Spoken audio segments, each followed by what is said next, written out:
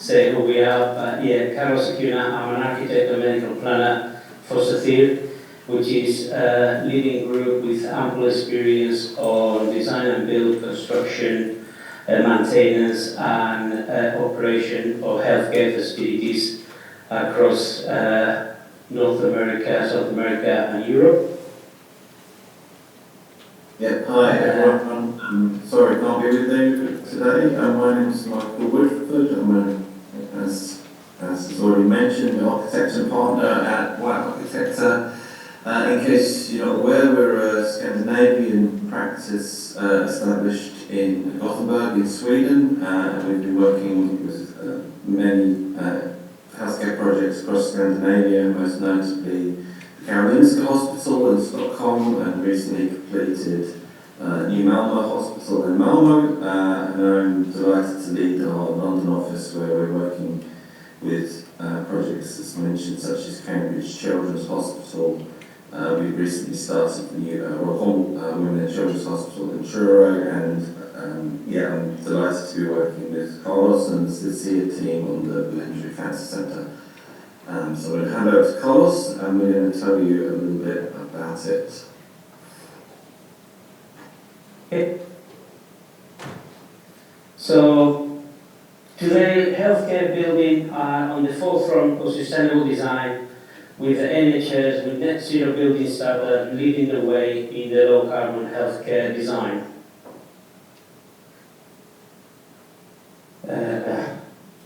We aim to be the most sustainable building, and a lot of effort has been done to coordinate that, and this starts showing up as we have managed to achieve already a few awards, and we haven't even started completed construction. We started fitting out literally about a week ago with the aim to finish beginning mid-2027. How we started the project, we took out a day on a patient, staff and visitors, and we studied to try to understand the most substantial and efficient routes, and we compared them with more traditional ways of construction and design. Oops, excuse me.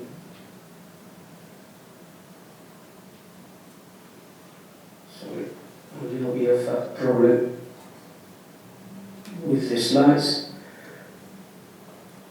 We're trying to achieve an efficient design, and we started from the beginning when we target ourselves to trying to be the less impact within the existing site, which is a rural and kind of wide green landscape, and we target ourselves to trying to keep 60% of the natural wildlife and trying to minimize the footprint of the building within the site, originally trying to achieve a 60-40, and we managed to improve that, retaining the 66% of the existing wild footprint. How did we do that? When we did it, you can see hopefully on the screen now, on the bottom left-hand side, you have the original scheme from the trust from 2017. As you can see, take a big space on the footprint of the site with existing high overground car park with existing energy center, and we work to trying to reduce it, reducing the footprint and trying to, with that, minimize the impact on the site, on that, reducing the time and improving the constructability of the building. Oh, excuse me. Sorry about that, a little bit of a glitch. On the center, we created what we call the timber heart of the space, the lolfa. Lolfa in Welsh means the living room. What we're trying to achieve was a flexible space that helped to navigate patients and staff within the area, reducing the distances between the department and improving the green transport and the implementation of the building within this kind of virgin site, and working with the community, working with the council to reduce the requirements on car parking spaces, reducing the original number by 100, and improving and future-proofing the design of the site, linking it with future green transport plans that Cardiff have for the area. And with that, Michael, I'll pass it over to you. Yeah, thank you, Carlos. Okay. So we have a evidence-based and design-led approach with a focus on. We have this wonderful green site, as you can see in the photo in the top left-hand side. It was really a parkland setting, giving us opportunities to create this, the hospital in the centre of the site, maximising views out to nature, daylight into the patient rooms, opportunities for art in the natural landscape, gardens, and use of natural ventilation, etc. And one of the benefits of the approach that Carlos has described earlier in terms of reducing the overall footprint of the build was to retain the full schedule of accommodation, but within a compact and efficient form, meant that we were able to retain a large portion of the landscape, providing access for members of the public, as well as what we call the keep it wild approach to retaining nature and the surrounding landscapes and habitats, including all the majority of the existing trees. Next slide.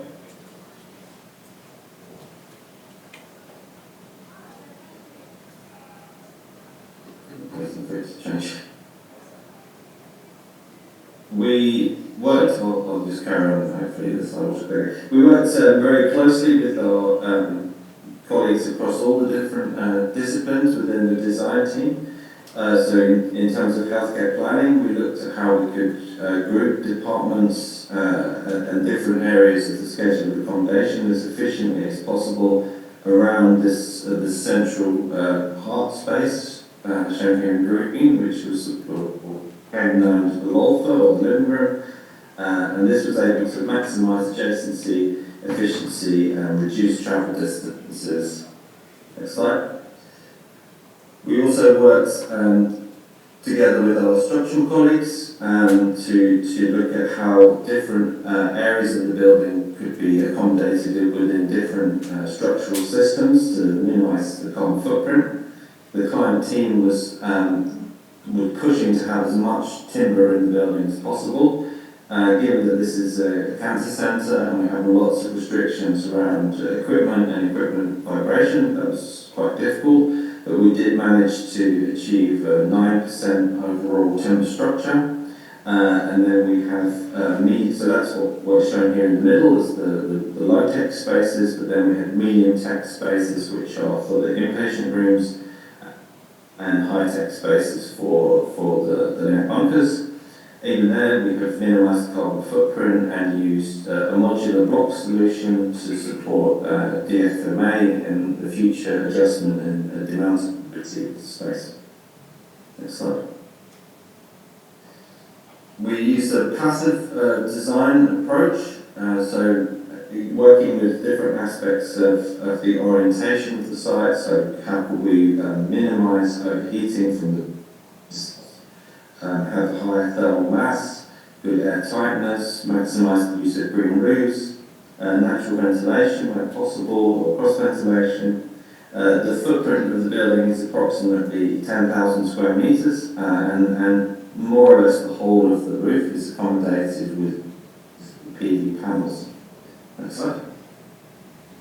That delivers around 1 million kilowatt hours of PV of electricity through PV generation, and results in a 40% reduction of their regulated energy use, as well as reduction of 73% in domestic hot water and heating services.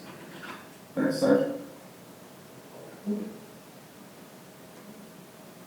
We looked at minimising carbon across the whole of the project and used, you may have seen this before, but it's kind of embodied carbon pyramids, so being able to help us choose materials for both the inside and the outside of the building.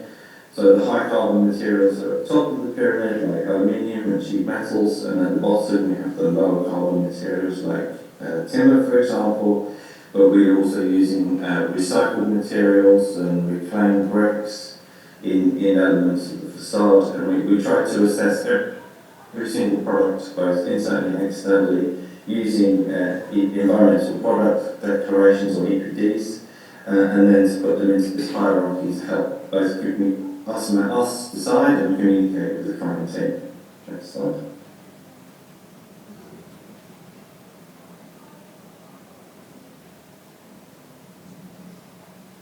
So that led us to the material choices, which you can see here in the bottom left-hand side of the image, which are timber cladding. We have zipping panels. This is in Wales, in southwest England, southwest of the UK, sorry. And it rains a lot, so we need to have materials which are going to age well and last a long time. We're also using natural stone, but in the form of gabion walls.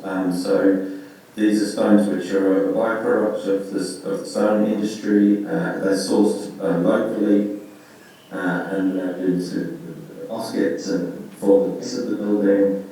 Then we have for the catering block we're using a reclaimed brick.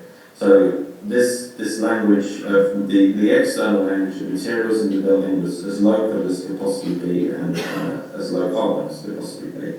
And and on that, exactly, on that helps that, for example, the stones used for the gabions, they are on a quarry that is less than 9 miles away from the site, and it's proving to be a really interesting outcome. Like, for example, I know it's a little bit of a random material, but the local concrete, because the local sun has a reddish tint, is making it look like a bit of a pink. So instead of the traditional grey concrete structure, you tend to have some color, which is kind of being quite interesting. Next slide, yeah. So we've been benchmarking this as we go through the project against the UK carbon standards. So there are actually no embodied carbon standards for hospitals at the moment, and so we have the RIBA 2030 challenge that you may have heard of, and we also have the LETI standards, which are standards for upfront and life cycle embodied carbon. Neither of those standards include hospitals, but they do. We have tested it against the standard for an office building, which is obviously a much lower tech building than this. And our CO2 standards come up pretty good, to be honest. So if you can see where the red arrows are in relation to the targets that are set by the RIBA. So I think we're doing pretty well with our outcome. Next slide. So we set at the beginning of the project, we set up a series of there were a series of sort of challenges outlined in the brief, and one of them was that the project should not have this institutional feel. And we did this by looking at how we could incorporate as much as possible of the aspects that I mentioned earlier in terms of non-institutional material, natural light, landscaping, daylight. So we could have, try to promote the calming properties, better acoustics, better air quality. Next slide. And as Carlos mentioned, this was all driven by the building sitting more or less in the centre of this landscape setting, shrinking the footprint as much as possible, having this central heart space or the loft space. It's very much a building in the round, so the diagram at the bottom left illustrates how you come into the centre of the building, but you've actually got visual aspects out to the landscape in all four directions. This is good for patient outlook from the rooms, but also for the staff and access to the surrounding nature and landscape. Next slide. We've had many issues with ecology in placing the building in this complicated landscape setting, and had to, it's a triple SI, so site of special scientific interest, which is comes with a lot of demanding challenges, including rehabilitation of this little guy, which was a dormouse, which was located across the site. Next slide. At the centre we have, this is the entrance to the radiotherapy department, which I think illustrates how all this comes together. It's a waiting space for patients who are going into the radiotherapy bunk, this area, but we've tried to create a sort of calming place where access to views of outside, and this is a permanent courtyard, but also brings together all of the natural materials, the timber frame of the lofa, and obviously the flooring, lighting, views out, external natural materials on the surfaces, etc. Next slide. We always get asked about natural materials and cleaning and IPC, and I think we've extended this process into the sort of clinical and non-clinical areas, so looking at how we could move away from plastics, like in flooring, for example, and sort of limit the amount of VOCs, and then actually working really closely with the Trust's IPC team to understand cleaning and hygiene requirements, and we found that actually by having that really active dialogue, it's been really proactive in combination with trying to reduce the embodied carbon footprint of the building. So these things can be done, but it's really about dialogue with the client team. Next slide. And finally, these are just a couple of images of the central space, which shows how this all comes together. This is one of the main entrances to the scheme. You have the main reception, waiting areas, with views out to nature, cafe spaces. On the right-hand side is a gathering space, which is adjacent to what's called the Centre for Learning, which is an innovation hub, which is within the building. We've got quite a lot of staff administration areas. So although it is essentially a hospital for patients, there's a lot of staff who work there, and I think we've tried to place a heavy emphasis on creating a really high quality workplace. Next slide. So, as a story, and just to support the project, as you can see on the details there, the total mass of the building is about 50, just shy of 60,000 square meters, being about 36,000 pure clinical space, about 9,000 of clerical support, and then 50,000 square meters of car park. The place and the building, even if it's really massive, picking up some of the images you saw before with the lofa, is quite unique on the way that as you enter into the reception of the main atrium area, you can actually point and direct people to all the different departments. So the distribution and the circulation within the building is quite intuitive and reduces the impact and the usual worry about people that is not familiar with the building, how you get people used to it, or for example with the staff, how the people move from one department to another department. Everything's to be like a community, everything's to be next to each other. Of course, a lot of work is being done in innovation ahead of starting the works on site. So I know everybody more or less these days work on being Revit or similar. So a lot of effort is being done to make sure that we have a model that keeps everything up to date, and even when we have consultants or subcontractors that don't have those facilities, we have built within our team people that can support that to make sure that the whole project is under the umbrella of being. And of course, another innovation, and of course, not teaching people to suck eggs, is the done with regards, for example, for the bunkers, instead of the traditional doing on mass concrete with massive walls, explore the use of high-density blocks to reduce the size of the shielding, and quite unique, especially if any have in a radiotherapy department or have visited a radiotherapy department. These places normally are on the basement, down a dark corridor. In here, the actual bunkers sit on the center of the radiology wing with all the facilities around it being able to have access to daylight. So people that normally maybe go 9 to 5 to work and never see the daylight, the idea is to be in a place that you want to go and work, or at least if you go and visit, it's a more pleasant space to be. A lot of effort as well is being done on trying to prefabricate, of course, to reduce the risk of construction, to accelerate the process, and at the same time to reduce the impact and minimize the time of the construction of the site, so a disturbance to the environment is as minimal as possible.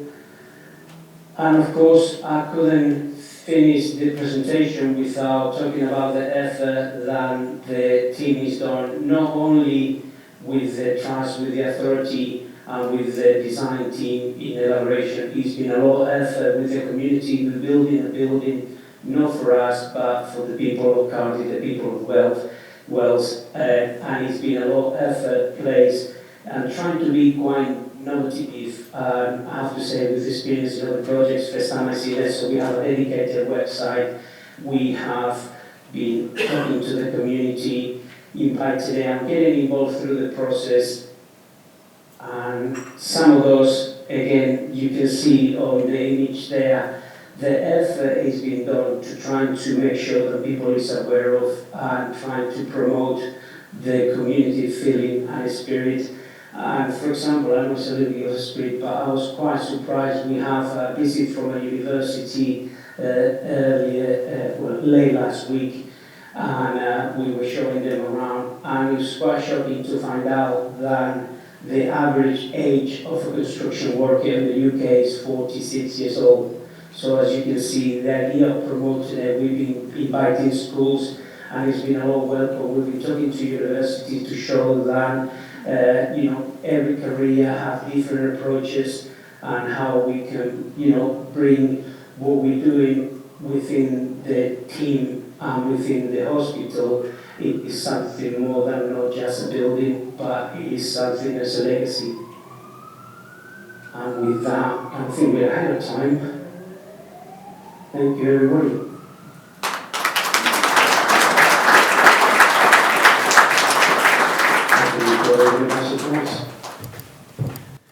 Thank you, Michael and Carlos. A great, beautiful example of a healthcare project that we'd all like to work on, I think, and a beautiful space to treat people suffering with cancer.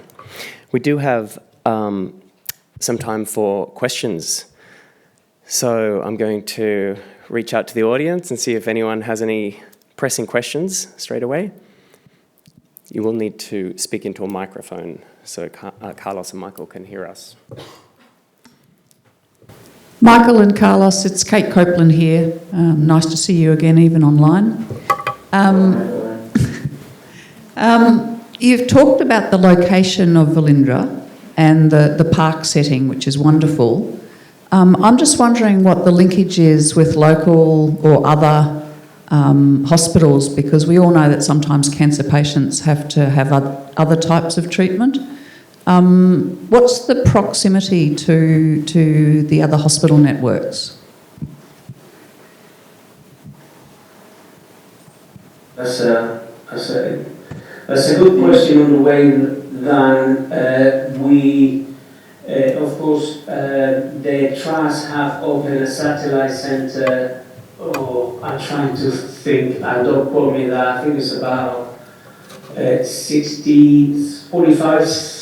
miles away. The full details of that there are not sure, but the reason why Velindre was chosen there is as you enter, it's almost like Australia, you go almost the east and the west. In Wales you almost have the south and the north, and on the south, since you enter Wales from Newport all the way to St Davis, is on the centre. The location of the hospital is quite key. It's literally on one of the exits of the M4, which is the main artery motorway that link Wales and England on the south.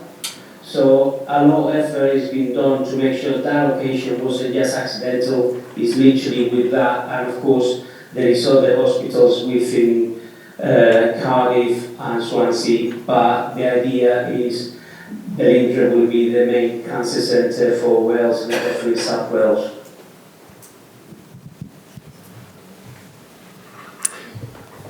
Do we have any other questions? Sorry? I just wanted to add to that. There is a hospital, I think it's around a 3 to 5 minute ambulance journey from the cancer centre. So I know that sometimes there are issues in cancer treatment, but that was all risk assessed by the trust, and they did actually look at. If you look online, you can find it all. They did a lot of research into the location of the hospital, and this is common through the UK business case process, where they analyse different potential sites for hospitals to go. And the new Velindre Cancer Centre, as it's called, is actually pretty much adjacent to the existing Velindre Cancer Centre. So we're just, we're on the parkland is basically behind where they are now. So they've always been a kind of almost like a satellite organisation, not within a hospital campus. And I think that's really a crucial part of the Velindre way, which is about how they treat patients. And I think that process and this location has been a kind of key part of the development of the scheme. But it is all in terms of like proximity to a hospital, and for I think the very few occasions per year where somebody might need to be transferred, that was all has all been tested and risk assessed, etc.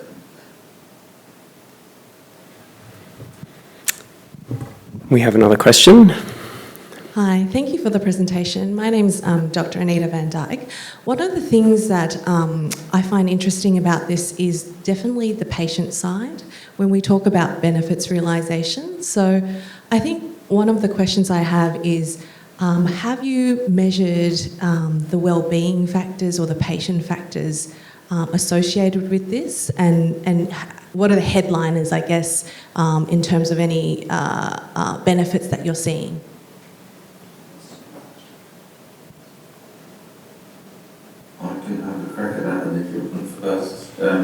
Go for it. We haven't. I'll be honest with you. We haven't yet, but we are in the process of doing that. So we're just about to start the process with the trust of POE, post-occupancy evaluation. But we're going to start assessing the existing centre, which is kind of a 1950s, 60s. Traditional, British hospital that's been expanded over time. So we want to take views of both the patients and the staff in that facility now before they leave, and then we can do it again when they've moved across and really assess that sort of patient, those kind of aspects basically. And we're looking at the moment at the types of questions, or the way that you did that through questionnaires and things like that, or through other more physical monitoring type solutions. So I think we're going to try, because we've got this very special situation and we're very closely connected with the authority and the trust and the contractor, that we have an opportunity to do a really interesting piece of work looking at an organisation that moves from one location to the other. Yes. Sorry, to support what Michael is saying, not directly with patients as such, but for example through the community benefits and the effort that we done on site. Like I don't know if you got a chance, maybe flip through the slides, but we even have a classroom, we have a footpath on this site, so we have bring people that normally not able to see the building site of the building. So we've been doing tours, we've been doing visits and little chats with people, opening to the community, to people that is local. We have members of staff, volunteers coming to see and explain the project, explain what we've been doing there. And at the moment it's been quite welcome. And even silly things like, for example, the way the design, even if it's, because to have such a building compact and not to feel like a solid, for example, from the radiotherapy main bunker area to the other section of radiotherapy where we have brachio and nuclear medicine next to it. On that section there, the space between one department to the department is done through a garden. So it's quite funny, it was quite sweet, for example, that one of the volunteers, he was asking, how far is from this section to the other section? I would say, it's just, you saw in one of the slides, it's literally a garden away. So it was quite welcome, the fact that even, cancer center that normally is always seen as a block, as a hospital, everything is trying to be open, a little bit more natural, a little bit more daylight than you normally will see. Hi, I had two questions actually. Julia at Grey Puck Sand. One of them is it fully funded by the NHS or were there any private funding for it? And the second question would be to do with materiality. You obviously within your volumes have a different palette of materials. Were there any pressures from a cost perspective to be able to kind of keep those and the identity of those wings? I'm assuming it's done for an identity, to value engineer those in any way to be able to kind of put a single palette of materials. I'm just kind of interested in the cost pressures. Thank you. For your first part of the question is a PPP, so it's a public-private partnerships, so it's top of my head, I don't know what the percentage is, but it's part of we've got the lenders and it's a private section, and then of course it's the NHS supporting it. So that's the first question. With regards to the other one, it's a bit tough on the way than, of course, like everything, and you always get scrutinized, especially on healthcare facilities. If you, like for example, I remember a project I did a while back.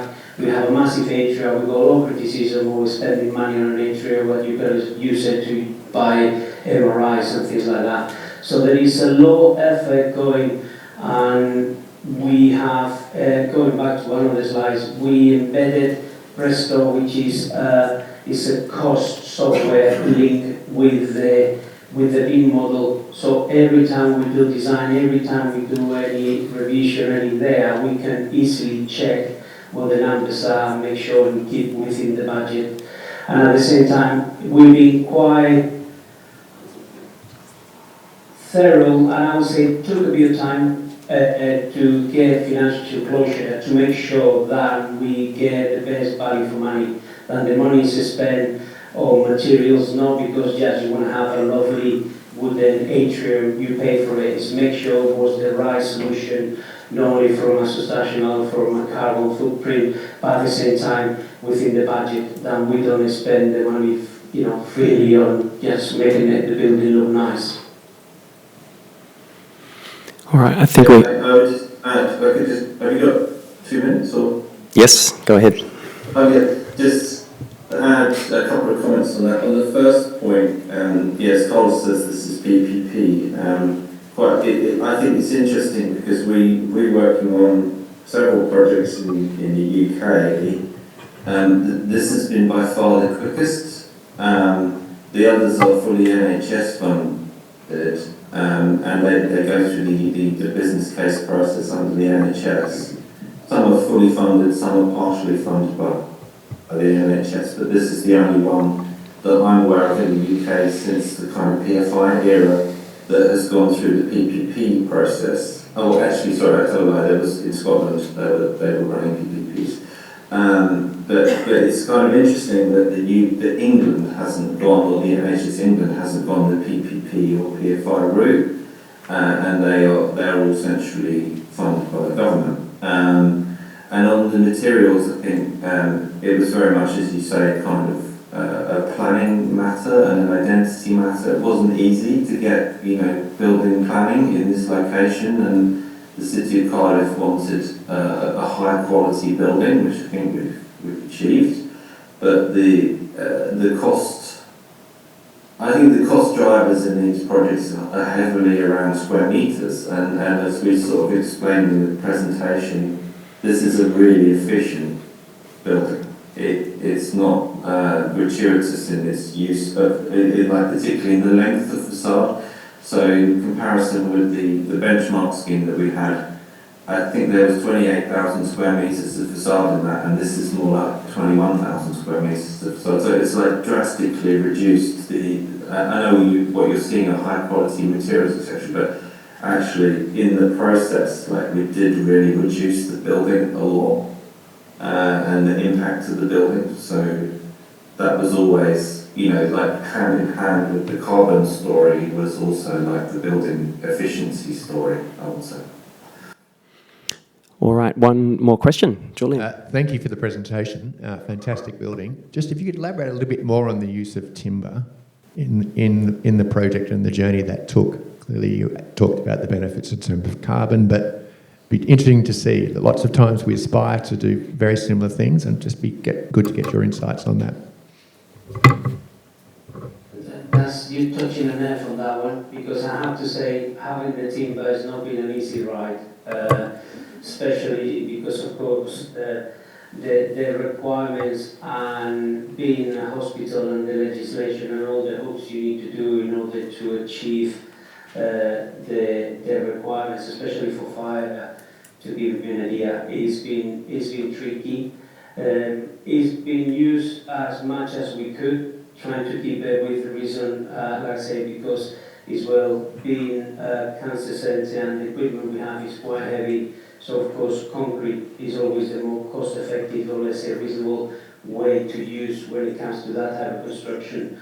But it's been a lot of effort within the team, with the designers, with the fire brigade, with the authority to run through all the exercise we needed to do and the studies we needed to do to prove that you can have a timber structure, especially on the lofa, which is exposed, without having, for a while, we even dreaded the fact that we were going to do a timber structure, and then in order to meet the legislation we needed to encapsulate it. So what was the point of having timber structure if you're going to hide it?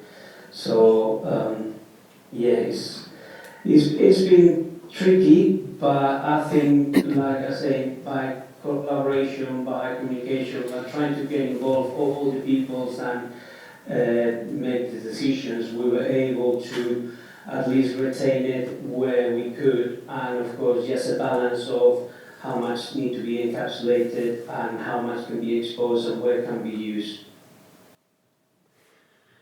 All right, well, unfortunately, fortunately you've inspired a lot of people here today and we've got more questions, but unfortunately we have to cut it short. So we would just ask, if you do have further questions for Michael or Carlos, to email them to the AHDC and we'll forward them on to Michael and Carlos. I want to take this opportunity of thanking you for sharing this beautiful project with us, and on behalf of the AHDC, also thank you for joining us late at night, and we'll let you go to bed. Thank you.